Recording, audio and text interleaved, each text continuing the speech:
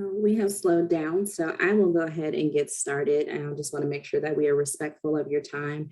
We really do appreciate you joining us tonight. My name is Nichelle Wilson, and I am the Neighborhood Training and Development Program Manager with City of Charlotte Community Engagement. Thank you so much for being here.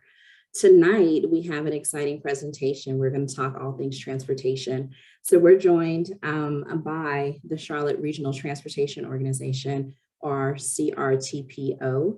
And we're going to discuss the 2050 Metropolitan Transportation Plan. So before I introduce our guest tonight, I want to just go over a little bit of housekeeping rules.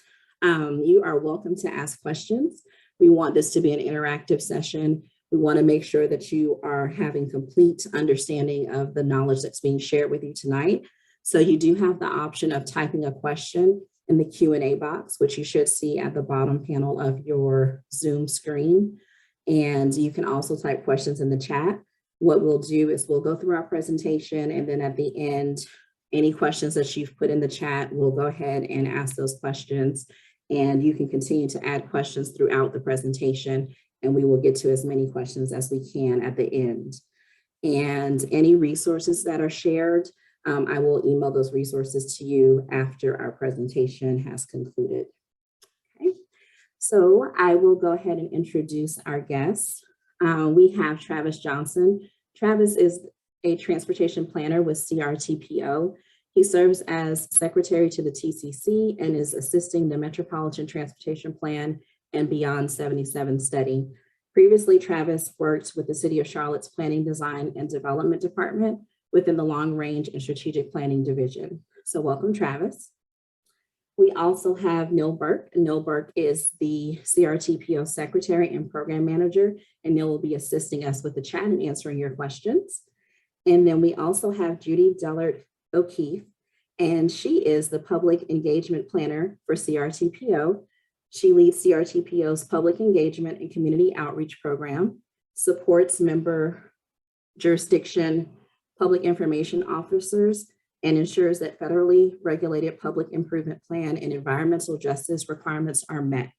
So thank you all for joining us tonight. And I'm gonna go ahead and turn it over to Travis to get started. Thank you very much. It's a pleasure to see everyone here tonight digitally. I'm used to the other type of Zoom meetings where I get to see everyone. So tonight I was looking at myself. So that'll be an interesting change. Well, thank you all for coming to hear tonight about the Metropolitan Transportation Plan. Tonight, I want to give you a brief overview of what the CRTPO is as an organization and what the Metropolitan Transportation Plan is. Then I want to outline with you the development schedule and steps that we've been following as part of this process and highlight key components of the plan. Talk about projects, document contents, and then how you can provide input and stay involved. And then at the end, we'll have time for questions. So in case anyone has any questions about this project. So what is the CRTPO? We're the Regional Transportation Planning Organization. And that is the Metropolitan Planning Organization is a federal designation to communities that have a population of over 50,000. So we cover all of Iredell, all of Mecklenburg, and a portion of Union County. So overall, we serve about 1.4 million residents. Our role in the region is to conduct transportation planning activities.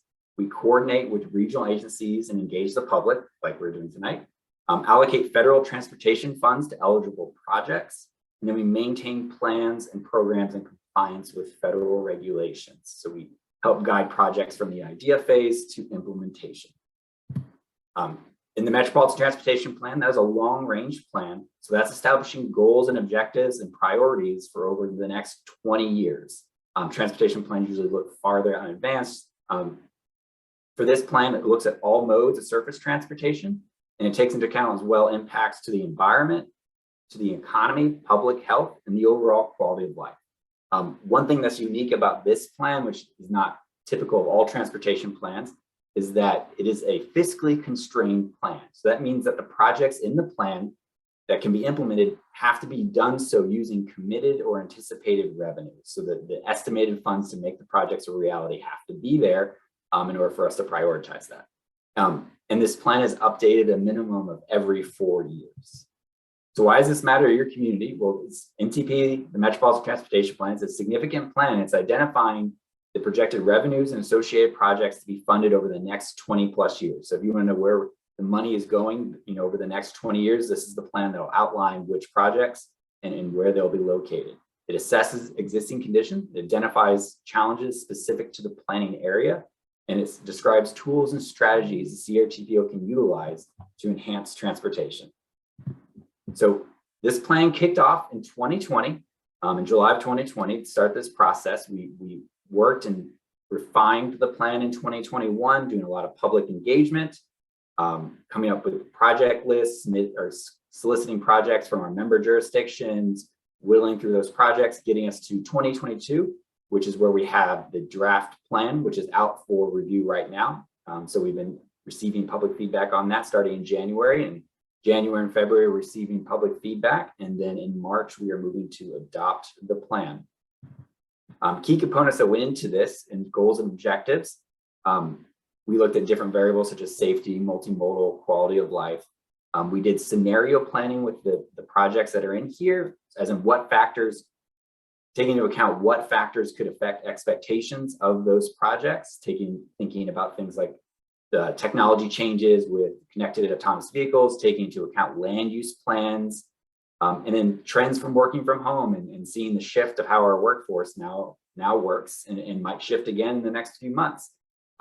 We then identified performance measurements, so that's setting targets to monitor to make sure that the plans or the projects that are being prioritized and the goals being set by the plan have clear, definable targets to achieve, so we can monitor that. So for the financial plan, we looked at the amount of money that was available in the 2020-23 STIP, and then we looked at projected 2023 $2050. So we looked at what we knew was there and what we're anticipating to be there, and that became the total amount of funds that were available for the 2050 MTP. We then collected project applications from our member jurisdictions, and we took them through a 2-tier evaluation process. And then once those 2 phases were complete, we ended up with our draft project list. The project selection process, the candidate roadways are identified and submitted by our member jurisdictions. So the City of Charlotte submitted projects, the Town of Davidson submitted projects into our 2-tier evaluation process. We had 240 projects submitted. When we got through the 2-tier evaluation process of those projects, 52 achieved the end, as in they were the highest ranked projects that got through the process, and there was eligible funds available for them. If you'd like to see the list of projects, the complete list is available on the website, which is the 2050mtp.org. You're going to hear me mention that website a lot, because I'm going to try to direct you to go there to comment on the plan and just look at the draft we have. So now I'm going to attempt to, as smoothly as possible, transition between my PowerPoint presentation to a YouTube video, and we'll see how well that works. So I'm going to pause my screen for a second.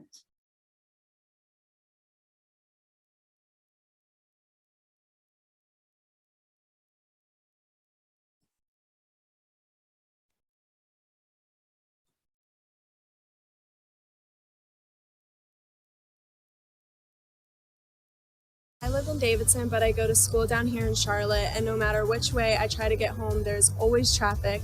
So I'm just wondering if any of these transportation projects are going to help me out. I live in Union County, but my office is in uptown Charlotte. I commute there every day, which takes at least 2 hours. Will this plan do anything to improve my commute times? I love coming to the coffee shop every Saturday with my friends, but sometimes traffic and parking can just be such a pain. I just want to be able to get on my bike and go. We now have a draft metropolitan transportation plan that establishes goals, objectives, and transportation priorities through the year 2050. The plan also complements other planning efforts going on in the region.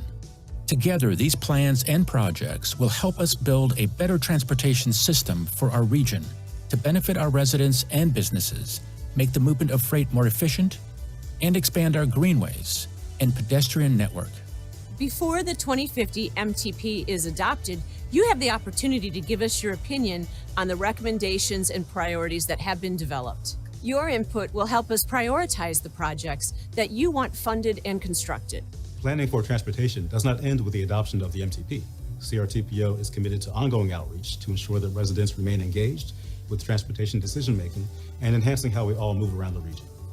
Please stay engaged by using the online resources of CRTPO, You can also contact the CRTPO staff person or reach out to your local officials. The Charlotte region has an exciting future ahead of it.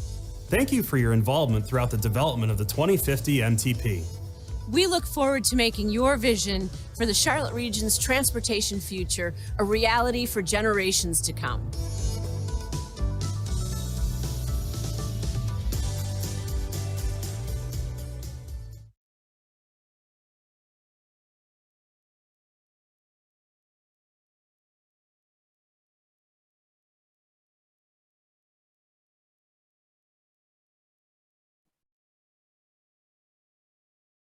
And I have to admit, that was the first time that that ever worked. So, oh wait, I didn't.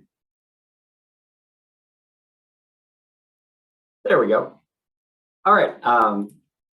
So again, as we said in the plan, we originally, for the physically constrained project list, we received 240 candidate projects submitted from all over our planning region. We had 106 candidate projects advance through the two-tier process. And then after evaluation and the physically constraints, or after evaluation and taking into account physical constraints, we ended up with 52 projects being added to the list. It's important to mention though that this project or program is not only recommending 52 projects because there are already 104 committed projects in the STIP. So overall, the Metropolitan Transportation Plan incorporates 156 projects over the 3-county region of which we serve. The projects are just, or the funds of which the projects are selected from are distributed based upon population size. So you'll notice that Mecklenburg County is receiving 109, which is equal to its population in the area which it exists. Iredell is receiving 27 and Union is receiving 20 as well. And there's one project that was going to go in between Iredell and Mecklenburg County and 4 projects that are going between Union County and Mecklenburg County.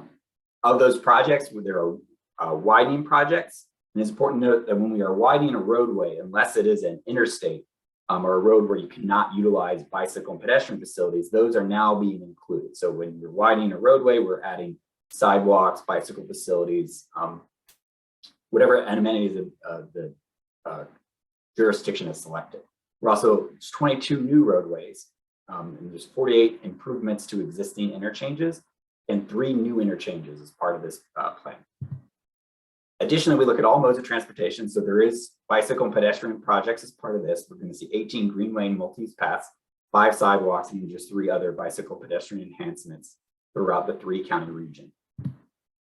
We're continuing to coordinate with our transit partners, working on the I-77 bus rapid transit, Silver Line, and we're going to amend this plan as these project scoping is better identified. So this is an ongoing process. We're still working with our transit partners, and so adoption will be added to this plan over time.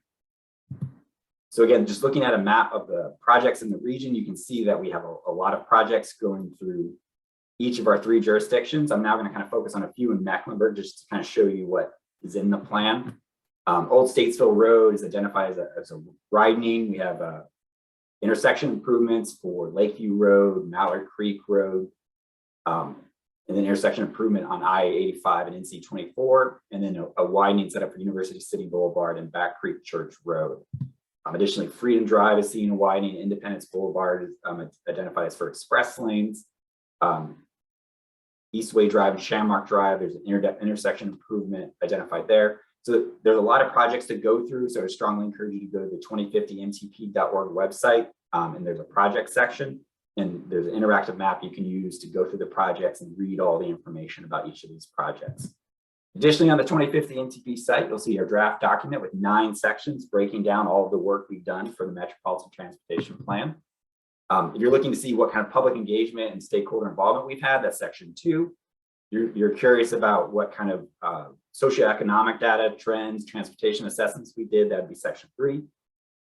Be curious about the funding projections and how we came up with the numbers, how much money would be available. That would be in section 6 of the plan, but I know everyone's probably most excited about section 7, which is a list of projects and when they'll be delivered, because you know there's something that everyone's really gets excited about. It's always like, when is this road gonna get fixed, or when is this intersection gonna get fixed? So that would be the section you might want to focus on as you review. Now we're in the final stages of this engagement. We're in the January-February engagement session, which is moving towards adoption in March. We have a toll-free hotline available for everyone at 800-777-8961 if you have comments or want to reach out to us. The public comment period started in January 18th and it's going to go until February 17th. This is one of the many public engagement opportunities we've had with this plan. So we strongly encourage you to go to 2050mtp.org. If you have any questions or would like to reach out to us, you can email us at email@crtpo.org. We'll do our best to get back to you and let you know or answer any questions that you might have. So with that, we can move to the questions portion of this evening, and I will pause here.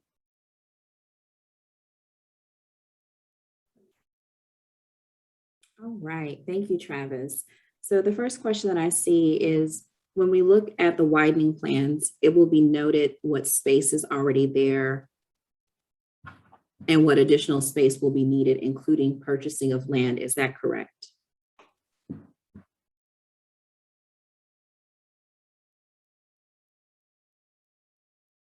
Travis, you want me to take that one?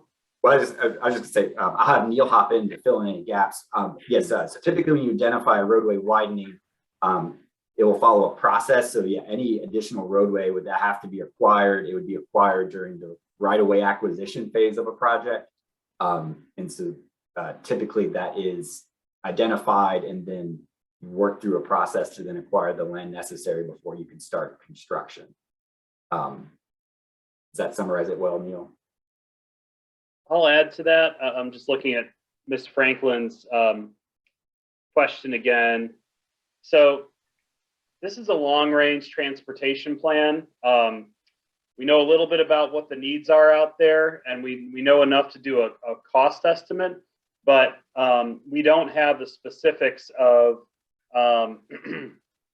the cross-section dimensions yet, or how much right-of-way is necessary. So, I mean, and Travis touched on this, but if the projects are included in the fiscally constrained project list, and then there's another step where, it has to be funded in our transportation improvement program. Once it's funded, they'll go through an environmental assessment and they'll further do additional percentages of design work to really identify that. Right now, we have somewhat of an idea of what the scope of the project is. We have a planning level cost estimate, but we won't have the requested details that Deborah was asking for. Thank you, Neil. Do we have any other questions? If someone wants to raise their hand and ask a question, we can do that as well. Okay. So we have another question on Norris Avenue, inbound side from Statesville to Graham Street. There are no sidewalks. There are 2 bus stops on the side. Passengers are waiting in residents' yards to catch the bus. Also, there are 8 bus stops on Norris Avenue, however, no shelters.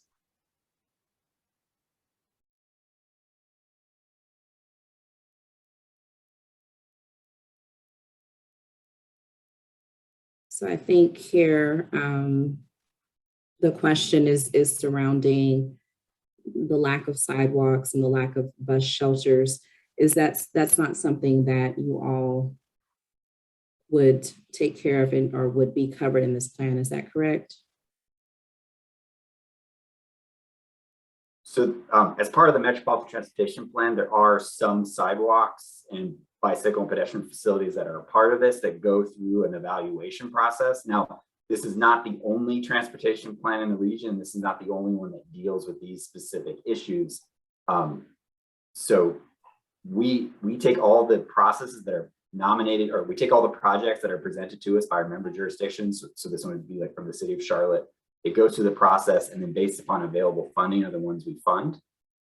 For specific getting into something of this nature, I don't have the project list in front of me right now. I think this would be something to work with, though, with the Charlotte Department of Transportation and CATS in order to identify ways to identify solutions for this. Because again, this plan will not, because it's fiscally constrained, it can't fix everything.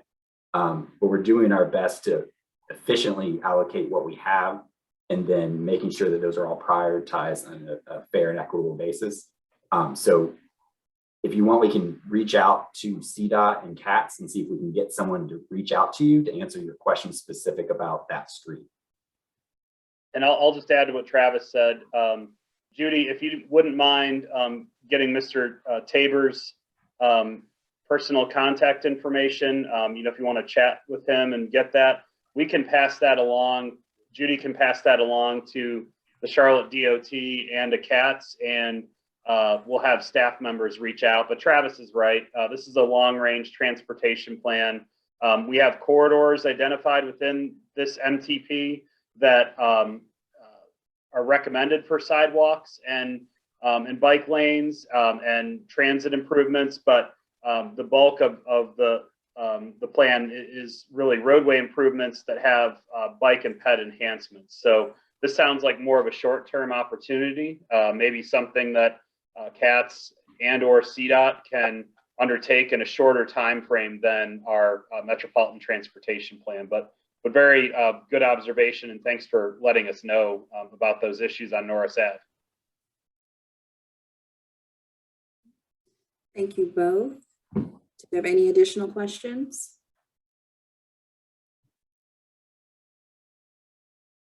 Again, if you don't want to type, you can raise your hand and I can have you to speak.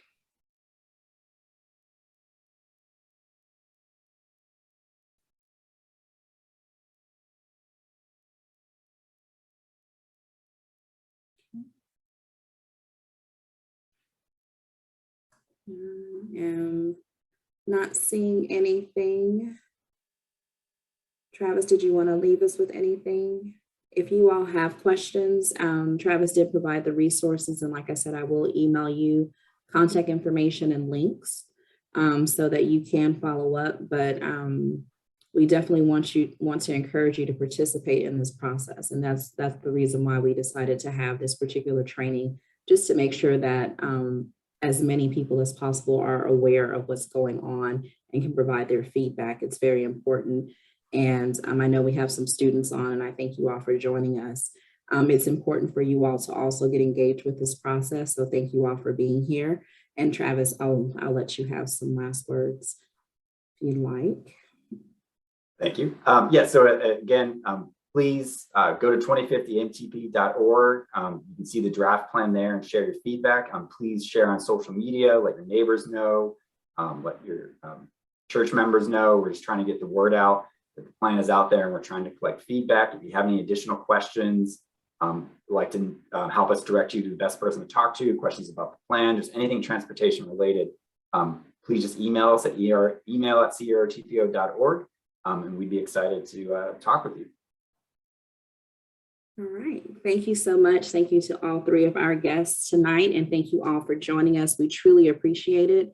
If you all have any suggestions for any other type of trainings that you would like to see us do, please feel free to email me and let me know, and I will see what I can do to make that happen. We're here for you all. We want to make sure that you all have the resources and the information that you need to have successful communities and improve your own quality of life. So please make sure that you stay in contact with us. Thank you so much and have a good night.